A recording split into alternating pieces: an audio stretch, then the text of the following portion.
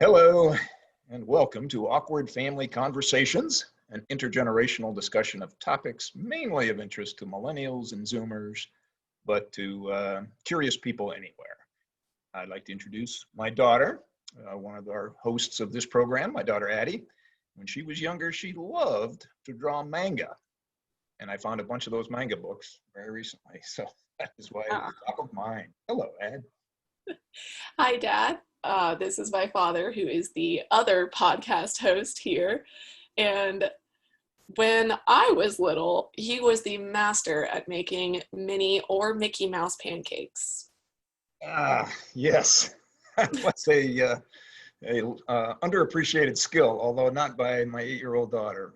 Although now I realize that it's just 3 pancakes squished together, which I did not realize when I was younger.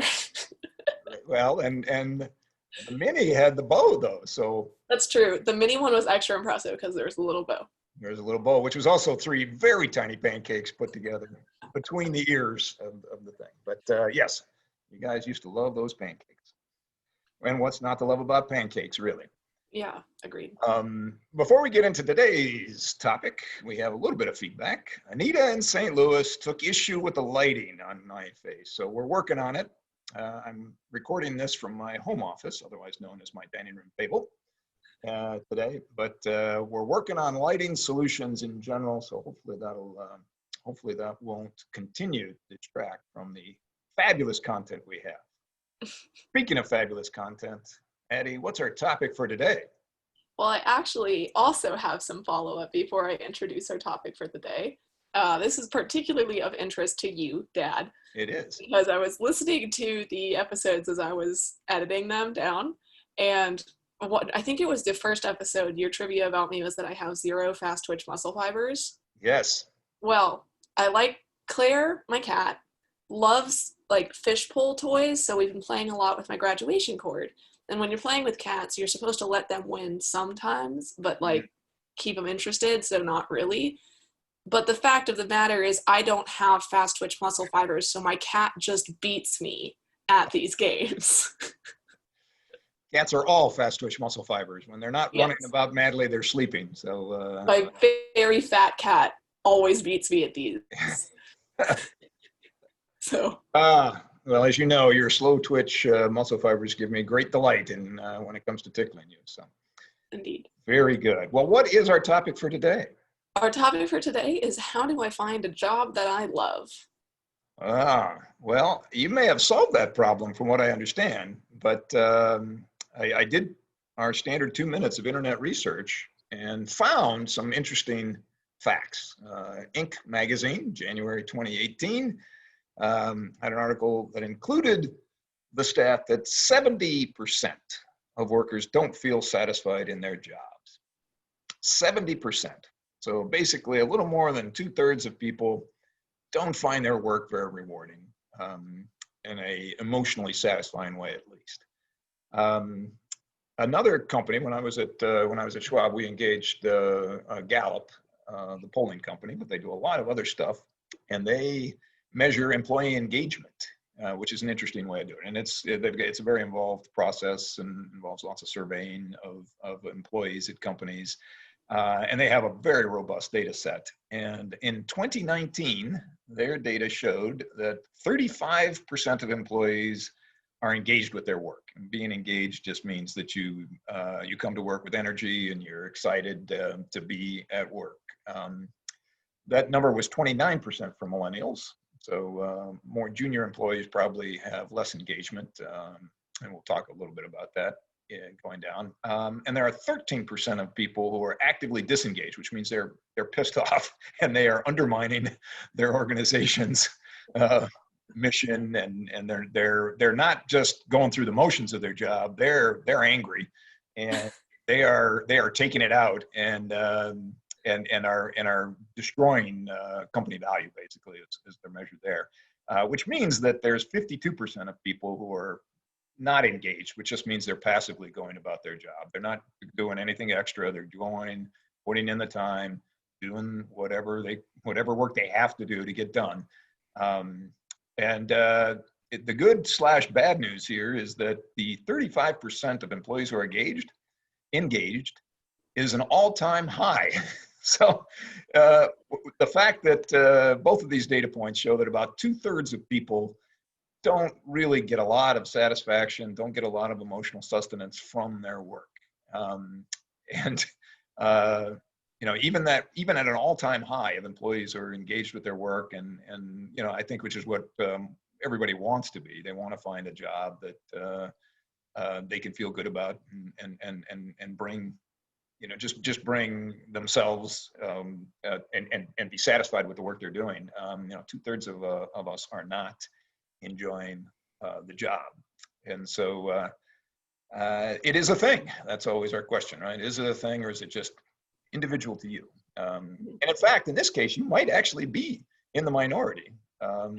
And I want to talk a little bit about that because you made a change in focus a year ago, or I guess it was when you decided that audio engineering, which was your major in college, was not going to be your career path, at least not initially, and that you were going to follow animal care and wildlife rescue, or animal care broadly, and looking to find what that how that manifests itself. But why, how engaged do you feel in your, you've been at your job not quite 2 months, is that right? About 2 months, yeah. 2 months, and you're a veterinary assistant. So you are in the field that you wanted to move to. How engaged do you feel in your work? I feel like fully engaged. I love it. And Can't wait to get to work in the morning. Honestly, yeah. I mean, I don't like waking up because my bed is very comfy, but there's never a moment of like, I just want to call out today. Like, that doesn't happen, because I'm like, yes, I get to go to work and hang out with kittens. Yes. So, and Rottweilers sometimes. Sometimes very mean Rottweilers, but minority. Very small. Usually kittens and dogs. So what, let's contrast how you were feeling, what brought you to that decision, and because I think it's super relevant to what we're talking about today. What was your sort of journey from, starting your college career in audio engineering, and then sort of realizing that maybe that wasn't going to give you the most emotional satisfaction in terms of the work that you're doing, and why did you change your focus and pursue something different than what you had originally intended? Honestly, I had a class, and then also, again, growing up with you, I had thought a lot about any life decision I made, and this one class was about like, what are your priorities in a career? What are your goals? What do you want your life to look like?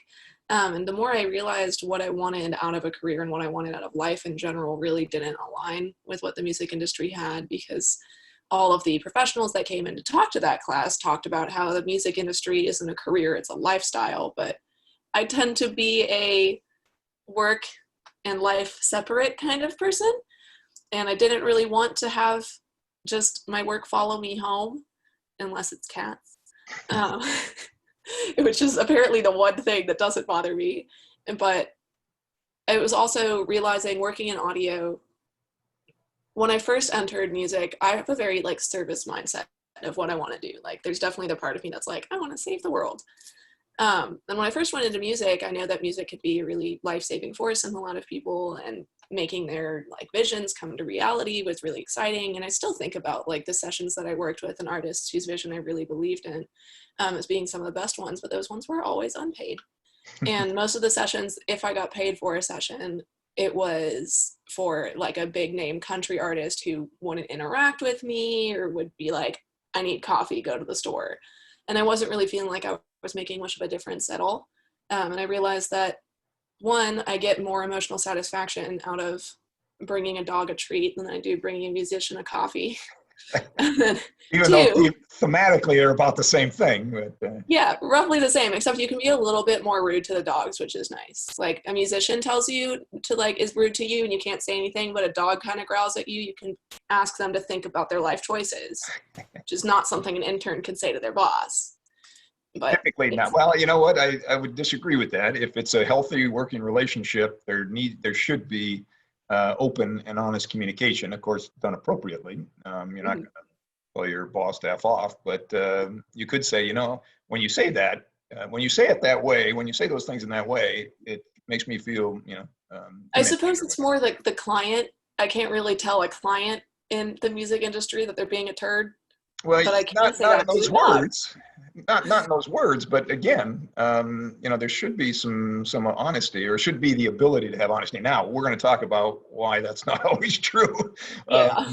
but in the best situations, you know, the subordinate manager, the boss employee relationships should be organized around work, and uh, but on a human level, in terms of how we treat each other and how we interact each other, they should be equals. And but that's not always the way it is. In fact, that's one of the things we'll talk about in a few minutes when we start talking about why people don't feel fully engaged at their work. A lot of it is that power imbalance.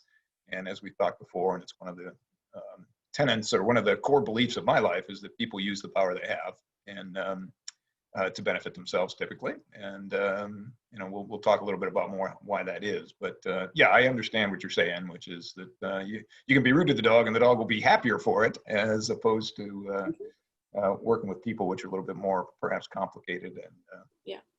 the dynamics are certainly different. There's definitely more room for emotional venting in the animal care industry. Yes, yes. Well, and it's a little bit more straightforward and honest interactions, right? I mean, Yeah. the dog doesn't really have, it's not really a schemer unless he's No, trying to you know get what he's treats. thinking.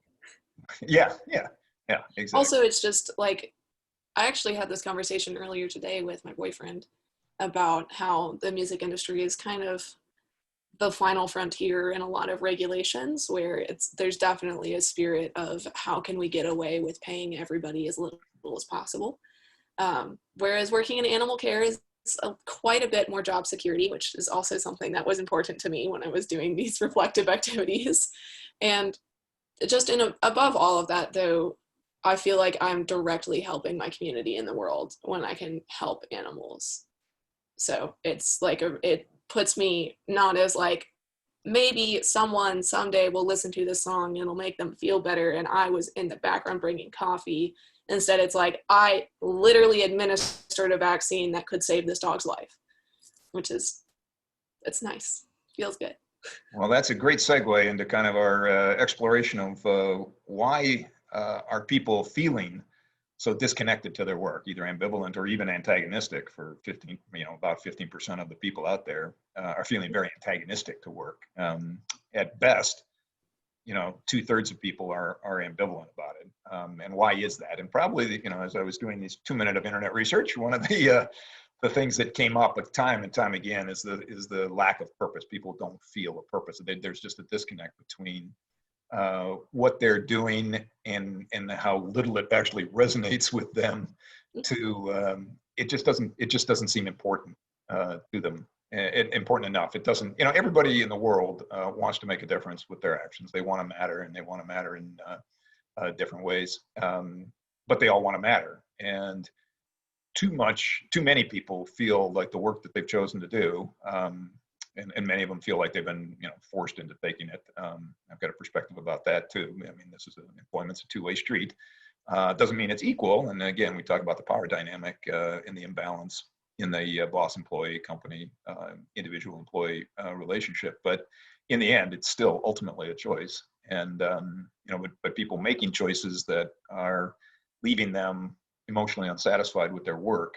The biggest thing that seemed to come through is the people feel like they don't matter, and that's a hard thing to have to deal with, and that will make you pretty much disconnect from anything. But understand, you know, you've got expenses and the paycheck has to happen. And some of the past episodes we talked a lot about that. You know, there's a lot of forces that are pushing wages down. And you mentioned the music industry is looking to get away with paying everybody, you know, anybody as little as they can. That, I think, is a common thing across industries. And again, you've got enlightened employers who realize, boy, if I make my place an attractive place to work, and part of that is a compensation package that is fair, you know, I can get better employees, and my overall, you know, my output is better, and my turnover is lower, and that ultimately, is worth the extra cost of paying my individual employees. But typically, most employers don't do that kind of longer term thinking. But again, I'd say the biggest issue, it seems, is this sense of what I do just doesn't matter. And you touched on that with the distinction that you've made in your transition. One of the things you hear a lot about millennials in particular is that, oh, they're entitled and they expect just to be promoted. And there's a little bit of element of that, a little, I would say, a kernel of truth in there. And I would say that it's, as you grow up in the school system and in the education system, you'll spend 16 years, 17 years if you get kindergarten too, on a very regimented track that is built around, at most, kind of a 4-month time period, right? So your semester or your half of your school year, you'll start. There'll be a beginning point. You'll go through a learning process. There'll be a couple of check-in points, and then you're finished. At the end of 4 months, you will have completed a course of work, and you get feedback. You get a grade, and that tells you how well you did. The timeline, and first of all, the timeline in unemployment is generally open-ended. When you start a job, there's not a defined endpoint for that job typically. There can be if you're doing project work, but that lack of so it's in the transition to the workplace, you're talking about folks that have been trained in our education system to expect regular feedback on a fairly short time frame as it relates to what you can do in the workplace. Typically, projects in the workplace extend, and some like service jobs and things like that are basically open-ended. If you're a service provider, you're just providing service indefinitely, whether you're a call center employee, whether you're a retail employee on the floor, a barista or waiter, waitress. You don't have a set at the end of a certain period of time. This job is you're going to finish with this and move on to something else. And so there is that. I think we've trained people to expect a faster turnaround and faster feedback. You don't get a great, if you get an evaluation at all in corporate America, it's going to be an annual evaluation typically. The best companies are setting best practice. You should be getting, ideally, you're getting feedback on a very regular basis as you need it, as things are happening. But whether that's daily, weekly, monthly, project oriented or task oriented, you should be getting feedback on a very regular basis. That's best practice. But very, very few people, I would say probably less than a third of people, are probably getting that sort of timely feedback. And the gratification. One of the things with the advent of technology and games and things is that you do have shorter attention spans and these expectations that you're going to get that feedback more quickly than you typically will. And so I think that set of expectations on the part of millennials is probably a little bit out of whack with what is actually going to happen in the workplace. So so people are not feeling. And this lack of purpose is really across all generations. People just don't feel that their work makes a difference. I think the expectation disconnect is particular to millennials. They're used to greater feedback and faster cycle times, really, in terms of that feedback, and that manifests itself in expectations for promotion, expectations for recognition, things like that. So I think there's some truth.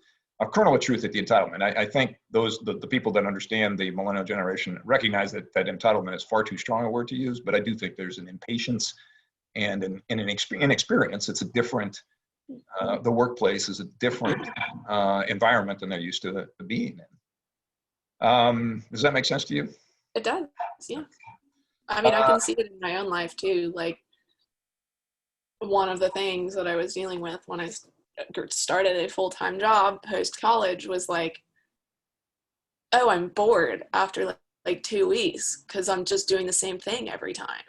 And so then I started my new job that I've been at for almost 2 months now, and because it's a different thing every day, it's not nearly as like, oh, I'm just gonna go and be here for a while. And it feels better, but it's also like, I haven't done anything more than what I've been doing yet, and it's been 2 months, and I looked back on that and was like, oh, like I've learned things, and I know hypothetically about skills, but I'm not any better at drawing blood than I was when I started, which is to say I'm very bad at it. So it's definitely different. I'm moving at a slower pace than I used to be, and there's definitely a part of me that's like, but when's the next thing? And it's like, oh, there isn't one. Well, there's not You're one right just, now, right? yeah. Unless you want to get different certifications or go into a different veterinary practice for big Yes. animals or wild animals or stuff like that, right? Those But are I'm not qualified for any of those yet. Like I couldn't go right, be a zookeeper now because they don't want 2 months of veterinary assistant right, right. experience. Like I could go work at a zoo in like 5 years maybe, Hmm. but that's not where it is right now. And it used to be Yeah, at school, like, oh, you could take this class after you've taken that class. That was 4 months. right, And right. maybe you're taking a third level class after 2 classes before it, which is 8 months. Hmm. And that's not what life is anymore. So it definitely That's is right. an adjustment feeling. Good. Yeah. And I think that's, we all have to go through that, and understanding that it takes time to master. The old thing is to become an expert in a field, you need to spend 10,000 hours, which is basically 5 years of full-time work, And to master a field.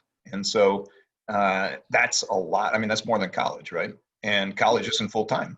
And so that kind of I think we've done a disservice to our students to help them in terms of transitioning to the workplace by not letting them know that, hey, you're used to a certain cycle time, and you're not, that cycle time is different in an employment situation than it is in a learning situation.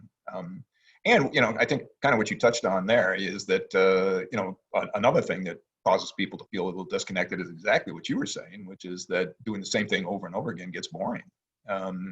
There's lack of growth, and in the best situations, you're constantly adding skills and knowledge, and different experiences so that you are growing. And so, this is always a bit of a balancing act. I mean, there's tension in here in that you hire employees and you expect them to become proficient at their work so that they can do it well.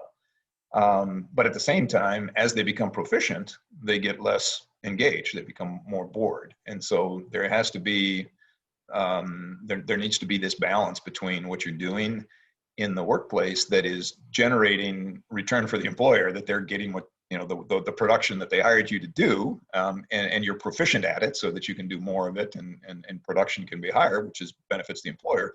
And then the employer should be also looking to develop, as they say, skills, experiences, knowledge, so that just kind of producing, doing the production is not the only thing that they're doing. So in that employee-employee relationship, employee-employer relationship, the employee is delivering production, and the employer is developing opportunities to grow skills, knowledge, and experiences.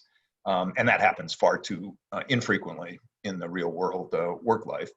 And one of the things I think that we touched on in the discussion about the impatience and the cycle time is that's the sense of the lack of feedback. Another reason that people feel disconnected with their work is they're not getting sufficient feedback. When you're in school, you're getting a lot of feedback. You're turning in papers and you're taking quizzes and doing work modules and homework, and those are being graded and given back to you. And so you're getting a constant stream of this is how you're doing. This is where you're. Are you really learning that? In the workplace, that's not as common. In fact, it's rare. Again, my experience, and I think all the data would show that people do not get regular feedback, and as a result, they just don't know how they're doing. So that can lead to unrealistic expectations, and it also leads to a sense of being unmoored, that you don't really know. Am I doing what I'm supposed to be doing? Am I doing as well as I'm supposed to be doing? And so you end up talking with your colleagues and friends, and that becomes gossipy sometimes, and there's all kinds of speculation then that happens in those kind of situations when there's a lack of knowledge, lack of transparency. You get a lot of potentially negative outcomes, negative behaviors that are the result of that. And so again, best companies, best practices in organizations is a lot of feedback. And again, as ideally, you do a task, you're going to get an immediate, yeah, that was great, or, that was acceptable, that was fine, or, geez, you missed a couple of things, let's work on this next time. So, ideally, you're getting feedback every time you do something. That is almost unheard of in any organization I've ever been a part of, including some very good companies and companies that generally do a pretty good job relative to their competitors on employee feedback, but very, very rare to get that kind of feedback. As I say, usually it's just an annual review. At Schwab, we did quarterly reviews. I mean, I tried to give people feedback on a monthly basis as well, but definitely quarterly. And so, and there are things that you can do to try to encourage that. But that lack of feedback is very telling. And well, I mean, it's part of the main reasons people feel disconnected from the job that they're doing is because they just don't know how well or how badly they're doing in their job, and that creates kind of this opacity, which makes people feel a little bit vulnerable, which means they're less likely to kind of commit fully. And then, sorry, I think we just created a lot of feedback. I don't know if it's a Southern thing or if it's a VCA thing or what, but it's really, I've noticed at the end of the day at my current job, the doctor always seeks out their tech and thanks them, which is like a little thing that's real nice because I get told I'm awesome like every day when I'm at work. But like they do it to everyone else too. Like that, just they find their tech and they're like, okay, I'm going home. Thanks so much for keeping me on track. Or like, sorry, that got a little crazy. Thanks for doing this. And they go home. And I feel like it might be a corporate thing just because like all of them do it every single day. But it's also just like, it's a nice little reminder of like, the work you did was appreciated. Thanks for doing it. And then they go home.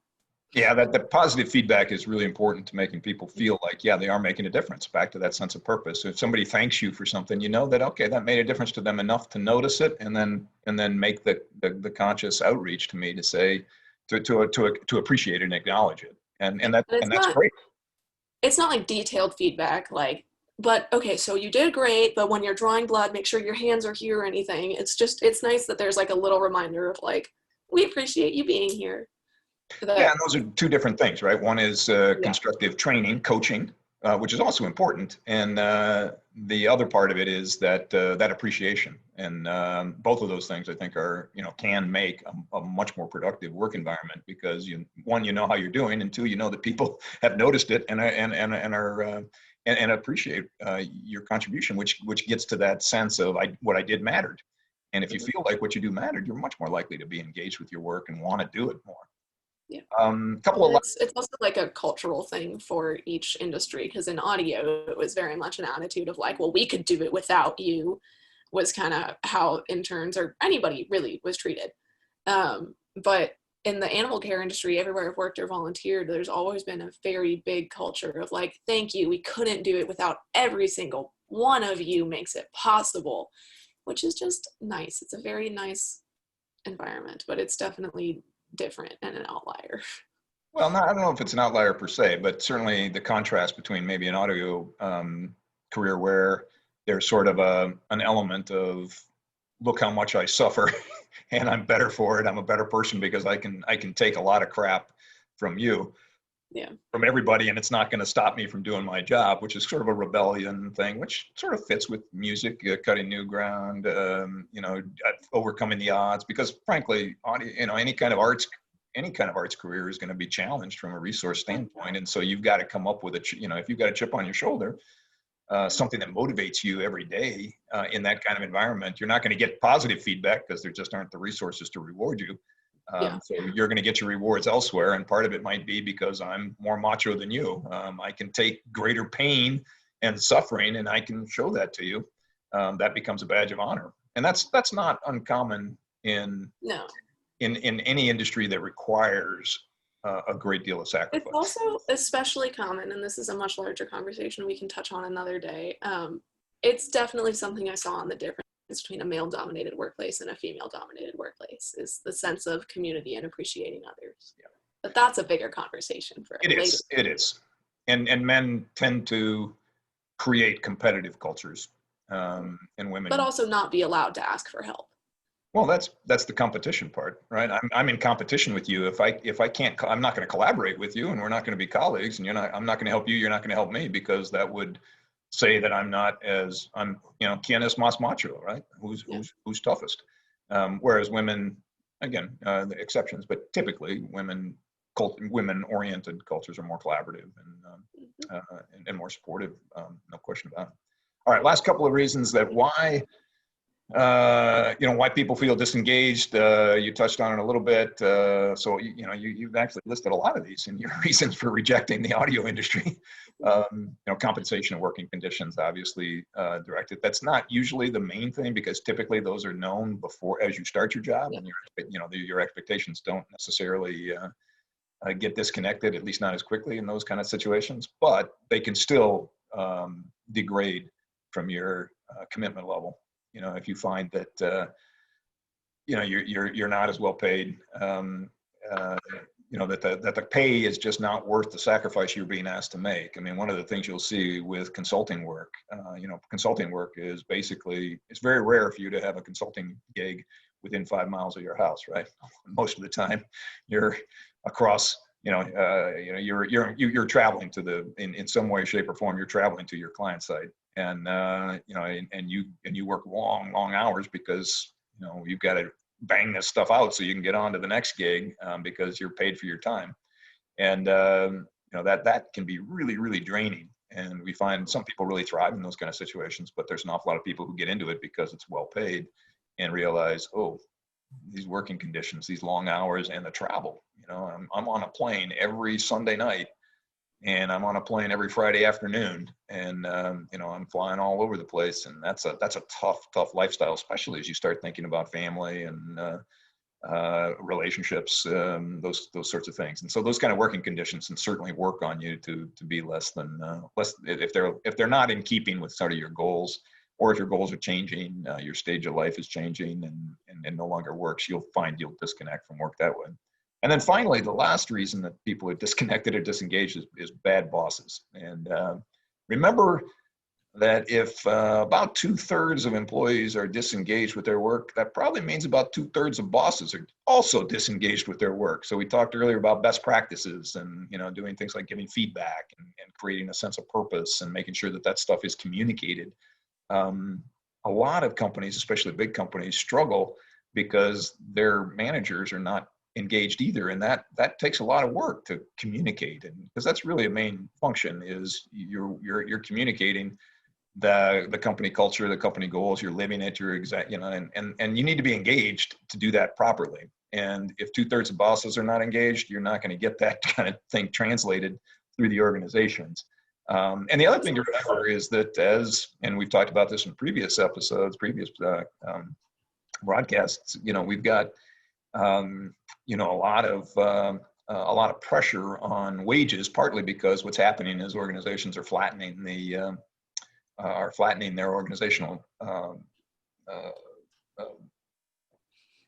structures. So that it used to be that you could have had 10, 12 levels between the CEO and an entry level employee. Now those might be down to 7 levels between them. And what that means is spans of control, meaning how many people each manager manages, are higher. There's fewer opportunities for promotion, those sorts of things. So many bosses are also not just doing the management's piece, but are actually doers as well as coaches. And, with the demands on their time, and the challenges that come with coaching, especially if you're disengaged or not unengaged yourself, a lot of times those things like coaching, those softer skills, those things that employees are really looking for, aren't coming because the boss, and frankly their bosses, aren't giving it to them either. And so it's the organizations are challenged in a lot of ways, and I think this might be the stickiest challenge for them, is to how to create a management structure when you've got 2/3 of your managers who are at best ambivalent about their work too. And so those are the reasons, I think, as we did our research, that's why people are disengaged with or unengaged with their work.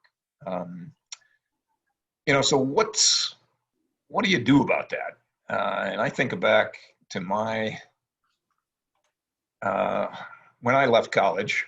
I went to work as a market analyst for Warner Electric Brake and Clutch Company.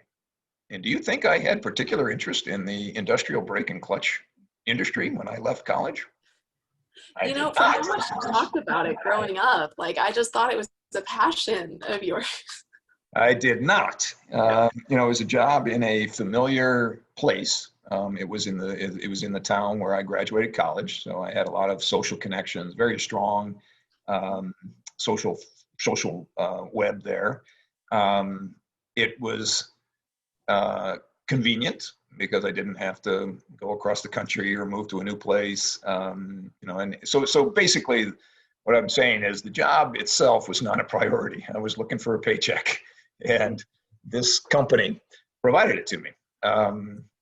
You know, and it was a good job. My parents were thrilled because it was full-time work with a very competitive, very good salary coming out of college at the time.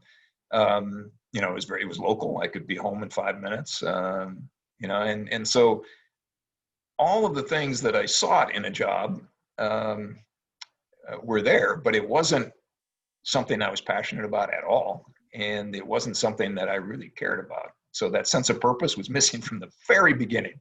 And if that's the number one cause of dissatisfaction or lack of satisfaction with a job, I was dead in the water to begin with, right out of the gate. And, you know, I lasted 10 months at that job, despite the fact that it was well paid, despite the fact that it was convenient. It just did not. And I wasn't very good at it, frankly. I mean, you know, we had to make phone calls, and you know how I feel about that. I learned pretty quickly, boy, that's not really what I like to do, that outreach. And so I picked a job for all the wrong reasons. You know, I would have been better off being a bartender somewhere, except that I didn't know how to mix drinks. I was a bartender for a while, and I was the world's worst bartender because I don't know if I got it from you. Sadly, yeah. A really bad baristaing I got from you.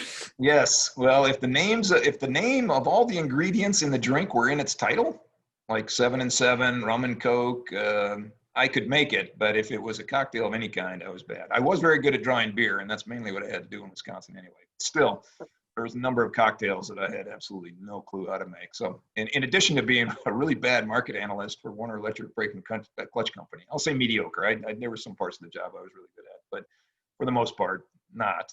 And I was also the world's worst bartender. And that was just skill. That was a knowledge gap for me. But anyway, how do you find a job that will, that you'll feel engaged to? And I think we can just kind of take the blueprint that you laid out. You got to know what you want. The first thing to any of this, and this is a good life lesson too, is to know yourself, know what you want, know what what matters to you, and from then a lot of stuff becomes a lot more clear. And then once you kind of know what you have, then move forward with intention. And that doesn't mean that you have to have a hugely detailed and highly specific plan, but like you knew you wanted to get into animal care, and you just started researching jobs, and you looked at a lot of different things. You looked at zoos, you looked at kind of just turned into let's apply to literally everything and see who will hire me with no experience. Right, because that's where you were. And it was a way to get into animal care, knowing that you would figure it out as you go. And frankly, that's the way all careers evolve. You'll get in thinking something, and you'll learn more about it as you go. But how do you make that first step? How do you do what you did and not what I did, and end up happier because of it, more engaged with your work, and more productive time. And here's the downside: if you're not engaged at your work, you're spending 8 hours a day probably on average working, and probably another couple hours on either end of maybe an hour and a half on either end about getting ready and then commuting to your work. That's a long time. If you're spending 10 hours a day, and if you're sleeping 8 hours, that's now accounted for 18 out of your 24 hours in a day. And you're not liking what you're doing. That's a recipe for a life that is not fully realized. And I think we all want to be fully realized in our lives, and we're never going to be 100% there. But be like Addie, not like Red. And the way you can do that is start with, if you're in a situation where you don't like, if you're not engaged at your work, if it's just okay, or if you're actually antagonistic towards it, if you're pissed off at having to get up and go to work and you're resentful, let's get you out of that situation. And the way to get out of that is just to start with, what do you like to do? And maybe the best question I used to ask my folks who would talk to me about this would be, when you have no other obligations, no other commitments, you've got a free Saturday or whatever, what do you spend your time doing? Not counting sleeping, but when you get up and you're looking at a day, a few hours ahead of you, which have no demands on your time at all, what do you do? And think about that consciously. What do you do? Do you read? Do you get out and go for a run? Do you do, what do you do? What do you do, Ed? Can I play Animal Crossing for a living? Okay. That's what I do. Well, that's very cute. And why do you do that? I think that's the part of me that wants to be a farmer, but. Interesting. Well, your mother and I are watching Last Tango in Halifax on Netflix, and there's a farmer in there. But great show, by the way. I have thumbs up for Last Tango in Halifax. It's an older British program. Use the subtitles because you can't understand what it's well known that the British do not speak English, and so. I also chew really loud, so I need subtitles. Not that we're being stereotypical against our British friends here, but anyway. And as you think about, okay, well, what's, if I have an unstructured day, what it is that I choose to do, start to look for common themes about, as you think about, okay, well, this is what I like to do. This is what I do. Ask yourself in general, do you like being alone or being around other people? I'm definitely a loner. I prefer to kind of sit and marinate, with my own thoughts, as opposed to reaching out and going somewhere with a bunch of people. Not that I'm averse to that, but I'm not the one to initiate that typically. Left alone, I will stay alone. Do you like to be, if you do like to go be around other people, do you like to be around the same people all the time, i.e. as a team, or do you like to go be around different people? And this might be a service industry kind of thing where you can go out and meet, or sales or something where you're always coming across different people as they're coming in and out. But if you like being out with the same people, then you want to be part of a team. And that's kind of cool too. And do you like big groups or small groups if you like to be with people? If you like to be alone, do you like to do stuff with numbers or do you like to do stuff with words? Are you a writer or are you a spreadsheet jockey? I mean, are you quantitative or qualitative? Those sorts of things. Do you like being inside or outside? Do you always go out in the yard and work on something, with your hands, or are you more like me? You sit inside and you read. What do you, do you like physical exertion or deep thinking, kind of that inside outside deep thing, intellectual engagement, or doing something physically with your body? Do you like to stay put? Do you like to stay in one spot, or do you need to get out and move around and experience different locations? Do you got to go for a hike, or are you gonna, when you do your exercises, is it always going to the same place? You're going to the gym again and again and again, or do you just go on different places? None or do you exercise at all? That one. Yeah, that's what I was afraid of. Take care of your body. I work 12 hours on my feet. Mm-hmm. Yeah, no, that's true. That's true. No, if you're getting your phys, I mean, that's an efficient way to get exercise, is, to have it incorporated into other things you do in your life. And so if you can be on your feet all that time, you're moving around as part of your job, then you don't need to run after work. If you're an office worker, if you're sitting down a lot, if you're fairly sedentary, then you do need to get your exercise. But that's a different conversation. So once you have a general sense of the things you like to do broadly, because when you start to put this list together of the way you like to do things, the way you like to live your life when you don't have anything else, any other demands on you, then you can start to look at some narrower questions. When you're working with people, do you like to work with seniors? Do you like to work with adolescents? I don't think anybody likes to work with adolescents. Neither. No humans. Children. Zero humans.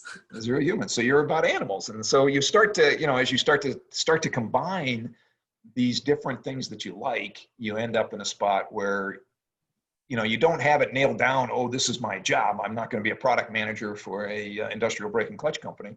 But it'll be something like, okay, well, the jobs that I'm describing, the things that I like, the characteristics of the work I want to do, looks a little bit like X.